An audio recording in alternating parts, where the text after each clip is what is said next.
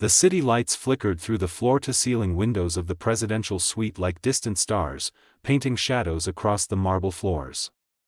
Natalie Brooks stood near the window, her fingers clutching the silk robes so tightly her knuckles had turned white.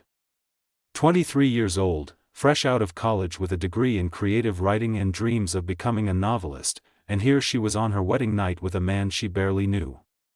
Vincent Mercer emerged from the bedroom, his tall frame commanding attention even in the soft lighting. At 36, he had built Mercer Industries from a single property investment into a real estate empire that stretched across 3 continents. His dark eyes found her immediately, and Natalie felt her breath catch. 3 months. That was all the time they had known each other before signing marriage certificates and standing before witnesses who smiled without understanding the truth. Her father's publishing house had been drowning in debt, each day bringing new threats from creditors. Vincent had offered a solution wrapped in wedding vows. He needed a wife to soften his ruthless image for an upcoming merger, someone educated and presentable who could charm investors and their wives at charity galas. She needed her father saved from bankruptcy and prison. The arrangement made perfect sense on paper. Standing here now, nothing made sense at all. "You look terrified," Vincent said, his voice surprisingly soft. Natalie turned to face him fully, deciding honesty was easier than pretending. "Because I am. This is not how I imagined my wedding night would be." He moved closer but stopped several feet away, respecting her space. "How did you imagine it?" "With someone who knew my favorite color. Someone who had read my terrible poetry and still thought I was wonderful. Someone who loved me." She laughed, but it came out bitter. "Not as part of a contract to save my father from his mistakes and give you a respectable image." Something flickered across Vincent's expression, too quick for Natalie to identify. "Your honesty is unusual. Most people tell me what they think I want to hear. I stopped being like most people the moment I signed away my future for my father's debts."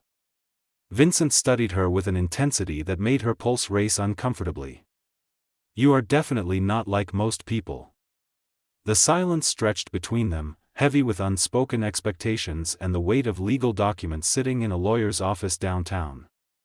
Natalie wrapped her arms around herself, suddenly aware of how vulnerable she felt. This man was her husband according to the law, but they were strangers in every way that actually mattered. "Natalie," Vincent said, taking another careful step forward. "I need to ask you something before we continue with tonight." Her heart hammered against her ribs. "What is it? Have you ever been with anyone before? Intimately?" The heat that flooded her face gave him the answer before her stammered words could. "No. I know that probably seems old-fashioned, but I always believed in waiting. For the right person. For love." She met his eyes defiantly.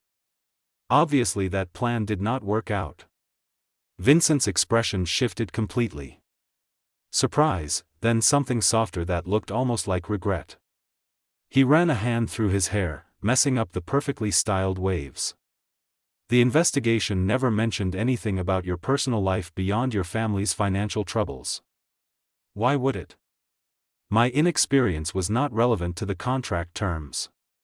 "It is relevant to me," he said quietly, closing the distance between them. His hand reached up slowly, giving her time to pull away, before his palm gently cupped her cheek. The warmth of his touch made her eyes flutter closed for just a moment. "I may have married you for practical reasons, but I am not a monster. This changes things." "How does it change anything?" Natalie whispered. "Because you deserve more than a cold transaction." His thumb traced her cheekbone with surprising tenderness. "You deserve patience. You deserve someone who will make this experience beautiful instead of just another obligation to fulfill." Unexpected tears pricked at the corners of her eyes. She had prepared herself for many possibilities tonight. Awkwardness, discomfort, maybe even pain. But kindness had never entered her calculations. "The contract says we need to produce an heir within 2 years," she said, trying to keep her voice steady. We both know what this is. We do not have to pretend otherwise. The contract can wait. He tilted her chin up gently, forcing her to meet his gaze. Tonight is not about contracts or obligations or heirs. Tonight is about two people who are bound together, learning what that might mean. Natalie's breath caught as Vincent leaned closer, his breath warm against her lips. I am scared, she confessed. I know, he said simply. But I promise you, I will be gentle. I will make this good for you. He paused, his forehead resting against hers. But only if you want this.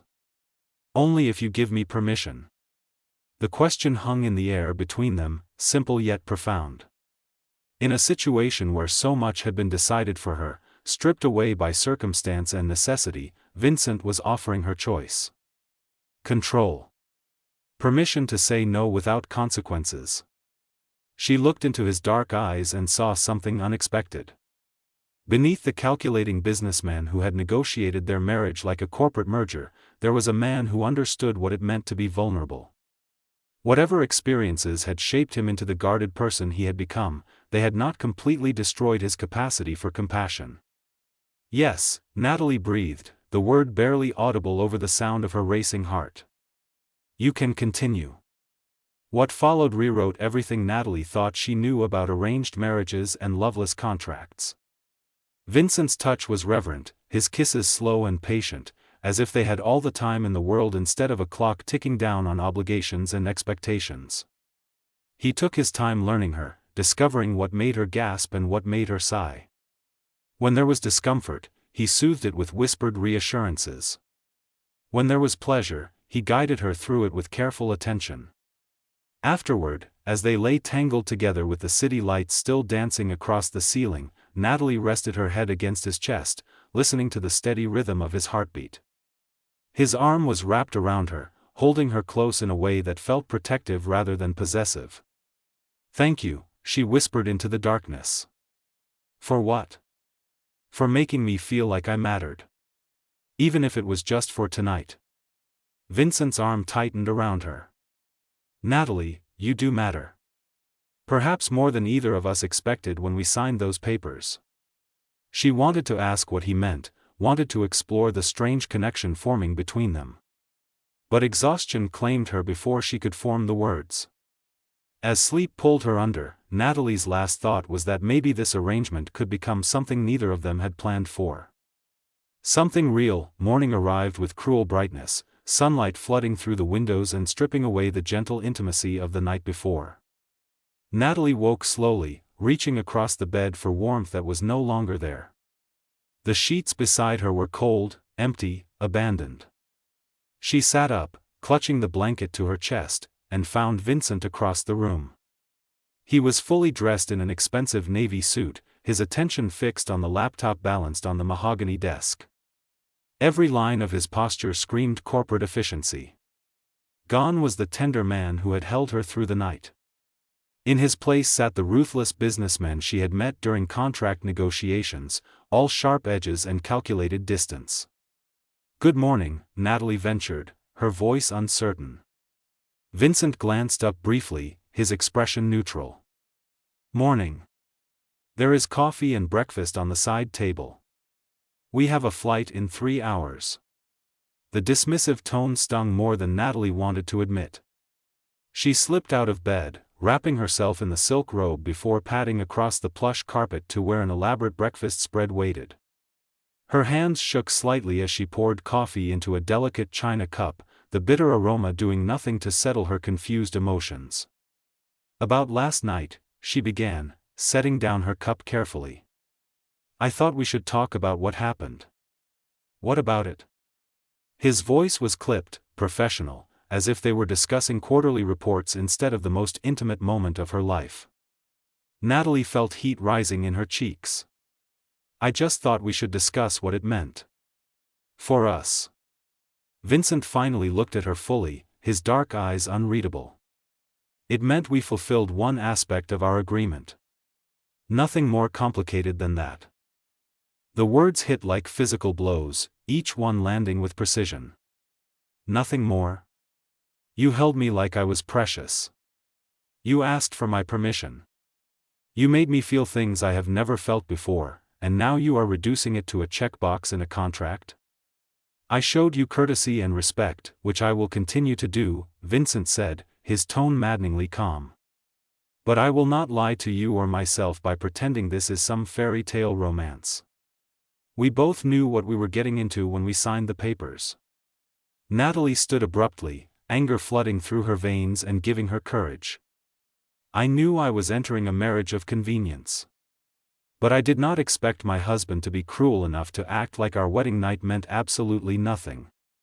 Vincent's jaw tightened, the only sign that her words had any effect. I am not being cruel. I am being honest. It is better this way, trust me.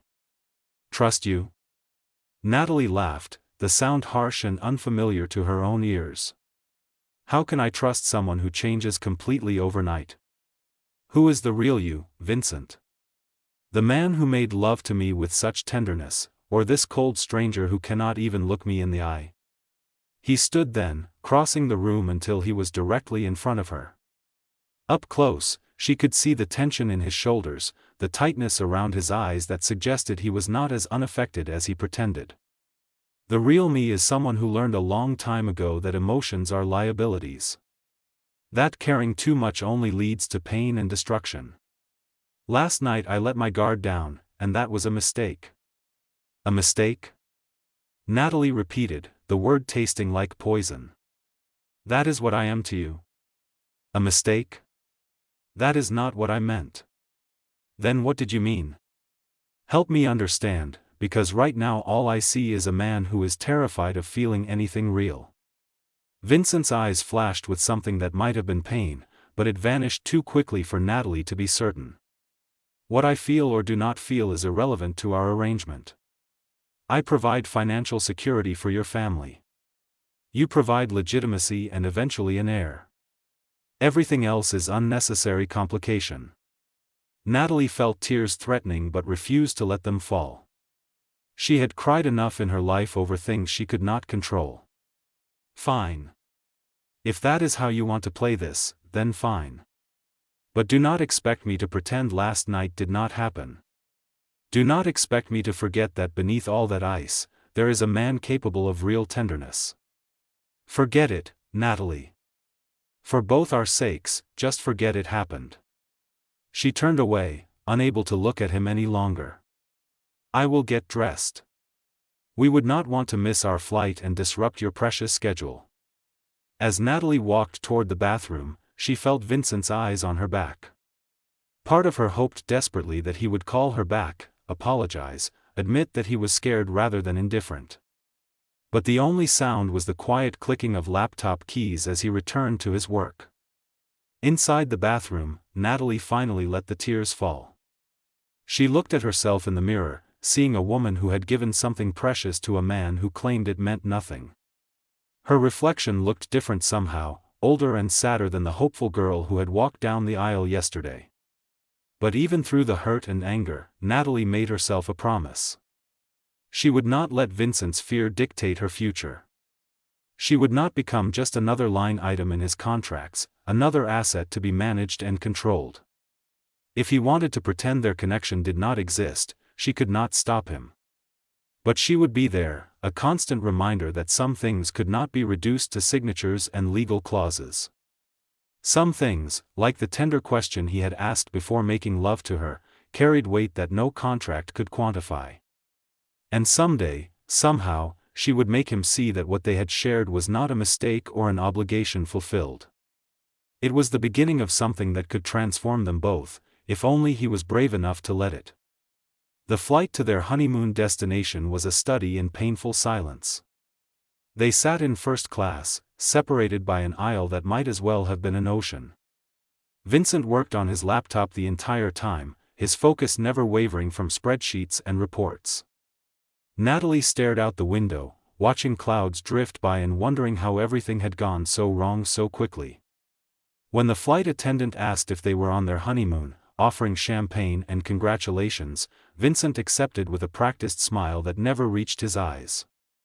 He even placed his hand over Natalie's, the touch burning like a brand. The moment the attendant walked away, he withdrew his hand as if she carried some contagious disease. "You are good at that," Natalie said quietly. "Pretending. It is called professionalism. You should learn it." Professionalism? Is that what we are calling basic human decency now? Vincent finally looked at her, his expression hard.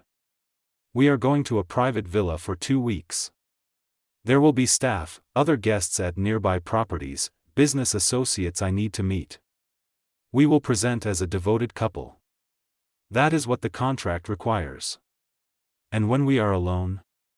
What then? When we are alone, we maintain appropriate boundaries. We respect each other's space. We remember what this arrangement actually is." Natalie leaned closer, lowering her voice so only he could hear. "You can build all the walls you want, Vincent. You can pretend all you like. But I know the truth. I felt it last night. Somewhere under all that armor is a man who is capable of feeling, and he terrifies you more than any business deal ever could." Vincent's hand tightened on the armrest, his knuckles white. "You do not know anything about me. Then maybe you should tell me. Maybe instead of running away, you should explain why showing kindness feels like weakness to you." For a moment, just a brief flicker, Natalie saw something vulnerable cross his face. Then it was gone, replaced by the cold mask he wore so well. Some stories are not meant to be shared. Some wounds are better left alone. Wounds only fester when you refuse to treat them. Vincent turned back to his laptop, effectively ending the conversation. But Natalie noticed his hands trembling slightly as he typed, and she knew her words had struck somewhere deep. She settled back in her seat, exhaustion pulling at her despite the early hour. As she drifted toward sleep, Natalie felt something soft drape over her shoulders. She opened her eyes just enough to see Vincent placing his suit jacket over her like a blanket, his touch lingering for just a second longer than necessary. When she looked up at him, he was already turning away, but not before she caught the expression on his face. It was not indifference. It was fear mixed with longing, a man at war with himself. And in that moment, Natalie understood. Vincent was not cruel. He was broken, and he was terrified that she would be the one to shatter what little protection he had left. The question was whether she had the strength to prove him wrong. The villa sat perched on a cliff overlooking the Mediterranean, all white stone and endless blue horizons. It should have been paradise, but the tension between Natalie and Vincent turned the beautiful retreat into something closer to a prison. They moved around each other like careful strangers, maintaining polite distance even though no one was watching. Natalie spent her days exploring the nearby village, losing herself in narrow cobblestone streets and markets filled with fresh flowers and handmade pottery. She carried her old camera everywhere, the one her mother had given her before she passed away. Photography had always been her refuge, a way to capture beauty even when her own life felt chaotic and uncertain. Vincent remained anchored to his work, conducting conference calls at odd hours and responding to emails that apparently could not wait even during a honeymoon. Natalie watched him retreat further behind his carefully constructed walls, and each day it broke her heart a little more. On the 5th night, unable to sleep, Natalie wandered into the villa's library. She ran her fingers along leather-bound spines, finding comfort in the presence of stories. It was there that Vincent found her, still dressed in his business clothes despite the late hour. "Cannot sleep?" he asked, his voice carefully neutral. "The bed is too big and too empty," Natalie replied before she could stop herself. Vincent was silent for a moment, then moved to a shelf in the corner. He pulled down a leather portfolio, and Natalie noticed his hands trembled slightly as he opened it. Inside were not documents but photographs. Black and white images of stunning quality, capturing raw human emotion in ways that stole her breath. "You took these?" Natalie gasped, moving closer. "Before I understood that art does not pay bills or build empires," Vincent said, his voice bitter and self-mocking.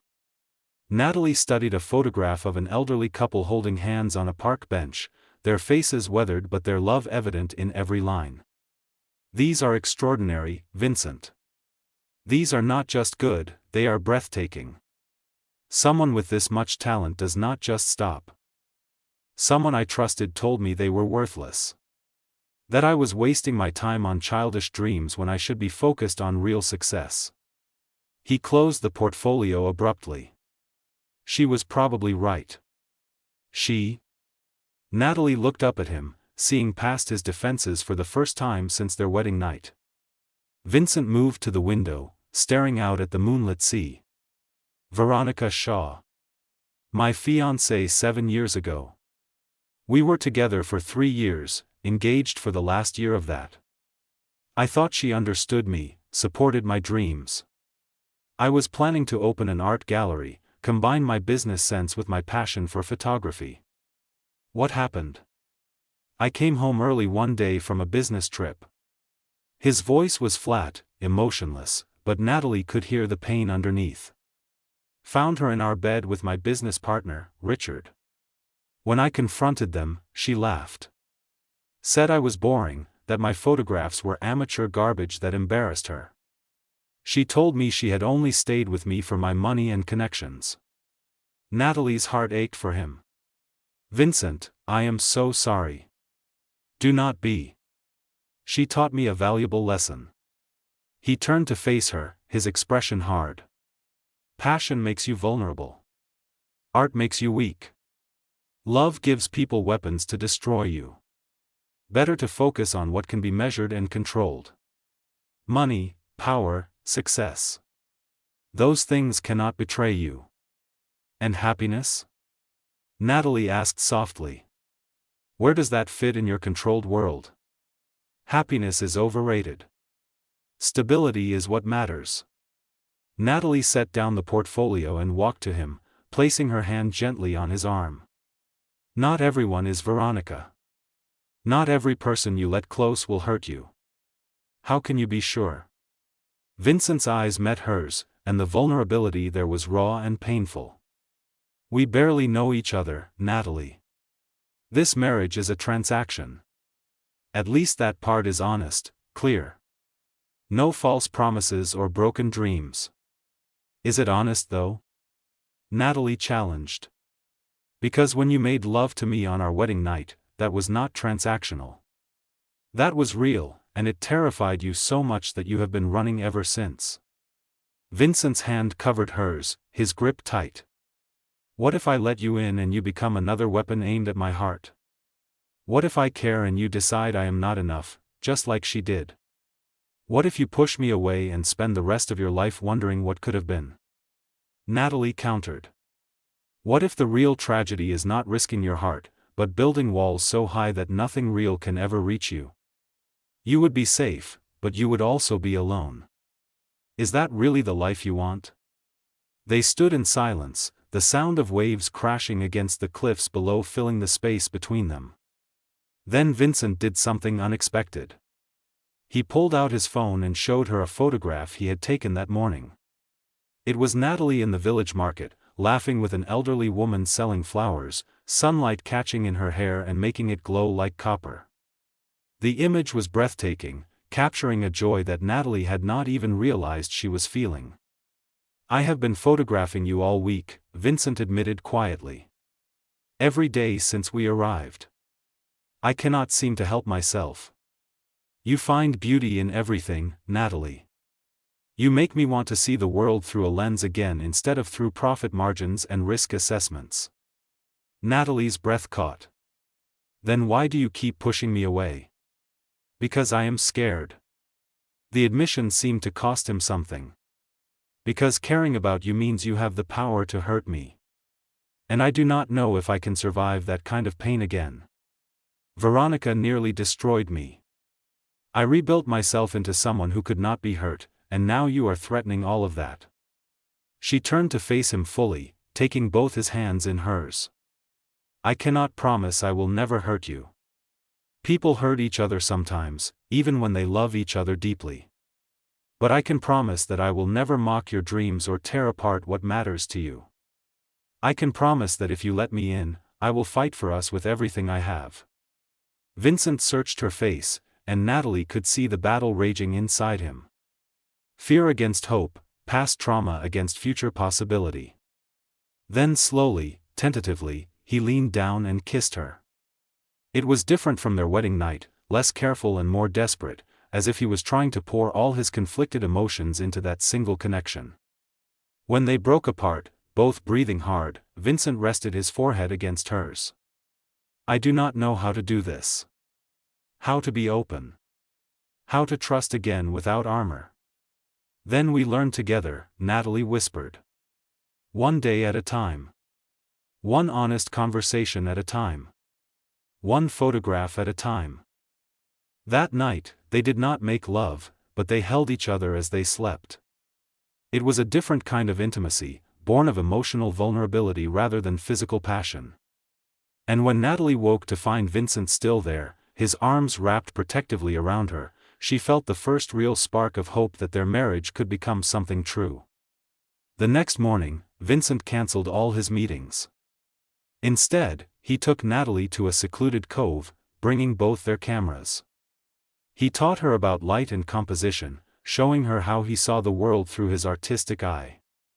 Natalie shared her own photographs, the ones she had been too shy to show anyone before. You have real talent, Vincent said, studying an image she had captured of fishermen mending their nets at dawn. Have you ever thought about pursuing photography professionally? Not just as a hobby. My father needed me at the bookstore. There was never time or money for art school or exhibitions. What if there was time now? Vincent looked at her seriously. What if I helped you? We could set up a studio, get you proper equipment, maybe even arrange a small gallery showing. Natalie looked at him suspiciously. Why would you do that?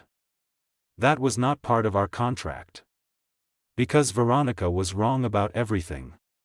Vincent's voice was firm. Art is not weakness. Creating something beautiful takes courage.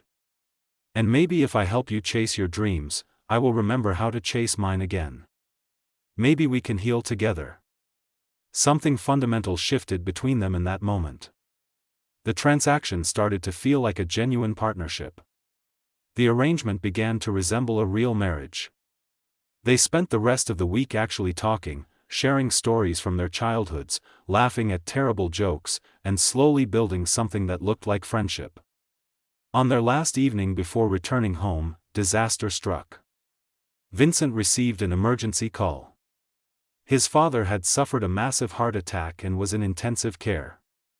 They packed immediately, rushing to catch the earliest flight back.